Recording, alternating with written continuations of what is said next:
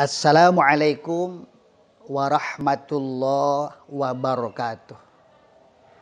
Alhamdulillah wassalatu wassalamu ala Rasulillah wa ala alihi wa ashabihi wa ma tabi'ahu ila yaumil qiyamah.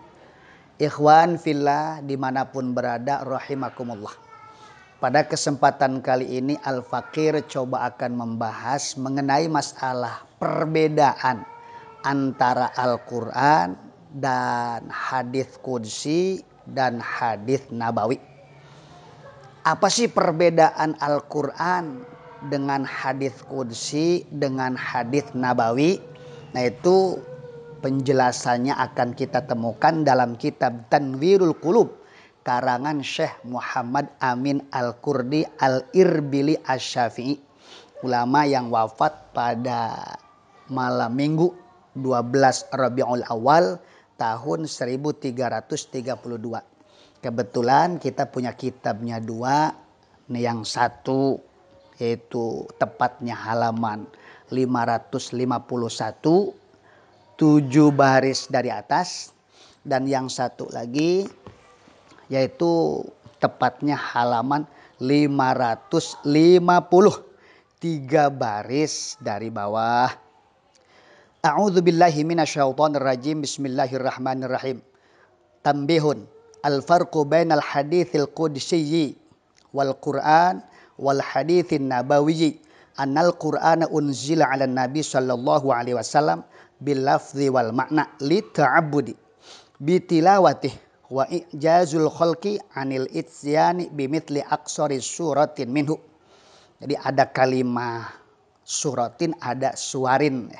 Wal hadithul qudsi unzila alaih bi ghairi wasitatil malaki ghaliban bal bi ilhamin au manamin imma bil lafdi wal makna wa imma bil lafdi faqat wa yu'abbiru anhu an-nabiy sallallahu alaihi wasallam bi alfadhin min 'indih wa yunsibu ilaihi ta'ala la li ta'abbudi bi tilawatihi wa la lil i'jaz.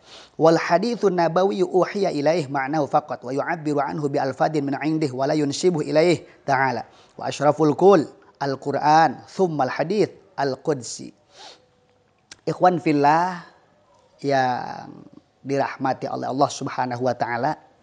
Jelas melalui keterangan tadi bahwa antara Quran, hadis qudsi dan hadis nabawi itu ada perbedaan.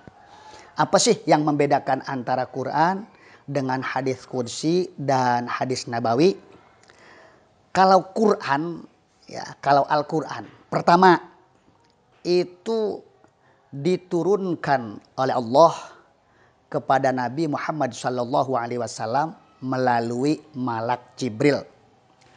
Terus nomor kedua, Al-Quran itu diturunkan dengan lafaz dan artinya. Ya, annal Qur'ana unzila 'ala Nabi SAW bil lafzi wal makna. Jadi ulang kembali, pertama Al-Quran itu diturunkan oleh Allah kepada Nabi Muhammad melalui malak Jibril. Dan yang kedua, Al-Quran itu diturunkan kepada Nabi Muhammad bil lafzi wal makna, dengan lafaz dan artinya. Dan yang ketiga,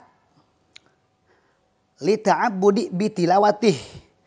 Orang yang membaca Al-Quran itu akan mendapatkan pahala. Itu yang ketiga. Ya, li ta'abbudi bi tilawatih. Orang yang membaca Al-Quran dapat pahala. Terus yang keempat, wa ijazul khalqi 'anil ityani bimithli aksari suratin minhu. Manusia tidak bisa meniru Al-Quran walaupun hanya sebatas satu surat pendek saja. Wa ijazul khalqi 'anil ityani bimithli aksari suratin minhu.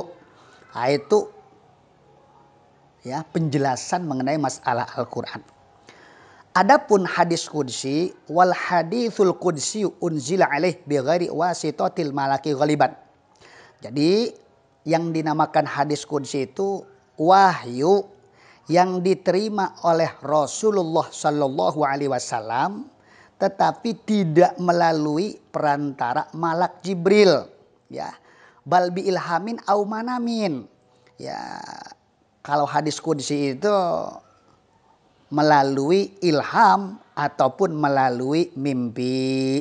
Ulang kembali, kalau hadis qudsi wahyu yang diterima oleh Rasulullah Shallallahu Alaihi Wasallam unzila alaih, tapi bighairi wasitotil malaki, ya, tidak melalui perantara malak Jibril. Yang kedua, hadis qudsi itu ada kalanya diterimanya itu ya lafad ataupun artinya.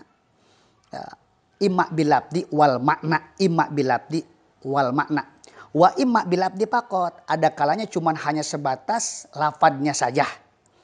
Terus dan yang ketiga mengenai masalah hadis qudsi wa yu'abbiru anhu nabiyyu bi alfadin min indih wa yunsibu ilaih. Jadi Rasulullah menyusun ibaratnya, ya, menyusun ibaratnya itu hadis qudsi. Terus yang keempat, ya, yang keempat, membacanya itu tidak jadi ibadah, membacanya itu tidak jadi ibadah.